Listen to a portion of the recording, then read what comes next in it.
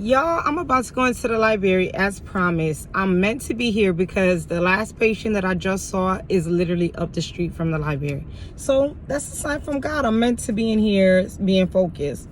But real quick, before I go in, I wanted to have a quick TED talk with y'all.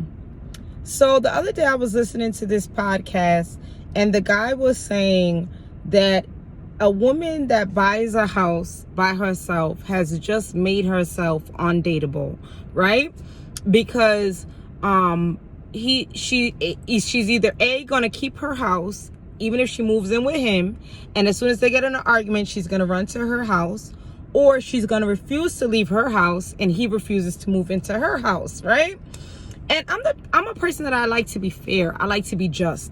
I like to really understand where someone is coming from and see their point of view, even if at the end I decide to respectfully disagree.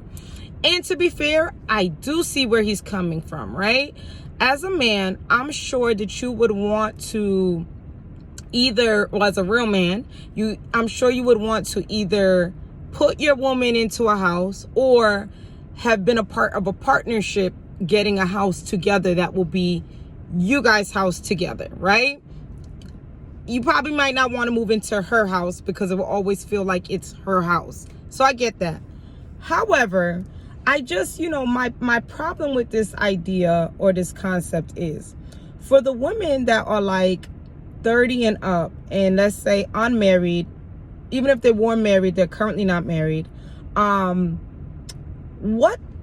is it that people would want them to do, right? Because the flip side of it is that let's say she doesn't get a house. Let's say she continues to rent until she finds a knight in shining armor that's gonna put her into a house, right? Or move into his house. These are the same men that you hear them on the podcast saying, I have my business, I have my house, I have this, I have that.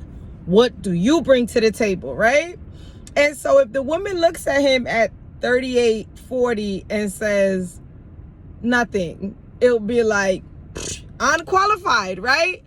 But then on the flip side, if this same woman says, I also have a business, I also have a house, I also have investment properties, it turns into, well, then she's undateable because there's no room for me in her life, or she's already set in her ways, or you'll hear she's too independent, like she's not ready to be in a partnership. So it's a lose-lose, right? Because if she's been sitting down renting, didn't start a business, just waiting to partner with a man to do these things, you're gonna say, what have you been doing all your life at this big age that you don't have a house, you don't this, you don't that? If she has the things, then she's just overqualified. And again, like I said, I understand to each their own. Your preference is your preference. If that's not what you want, that's not what you want. It's just like there's women that you meet and they say, listen, I'm looking for a guy over 35 without kids. And there's some people that jump down their throat and say, what are the odds of finding a man 35 and up without kids? How dare you specify that you don't want a man with kids? That's not realistic. To each their own. If that's what they want and they're willing to be by themselves before they choose a person in that category, you got to respect it. So likewise, I respect what the men are saying. But my thing is that the only group of people that I hear saying stuff like that, or that are doing the wars of whose role is what, is unfortunately my people.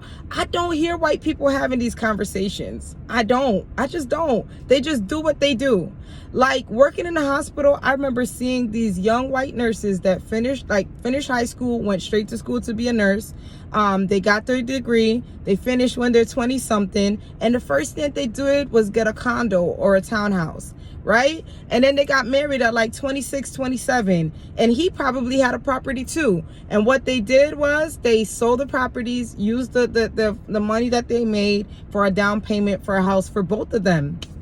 Or they kept the investment property to give them extra money. Easy peasy, not a problem, no argument, no discussion. And then you just see them living it up. So I don't understand why everything is a problem. If the woman doesn't have stuff, she's a problem. If she has stuff, she's a problem. So I don't know. Comment below. Help me out. maybe that it sparked a nerve for me because I'm about to be 36, and I mean, to be honest, I really don't care. It just was interesting to me that it's a lose-lose situation for black women often, that whether if you have stuff, you're doing too much. If you don't have stuff, you're not doing enough. Let me know, ladies. Let me know, men, if I'm missing something. Enlighten me, because I really would love to hear y'all take. Comment below.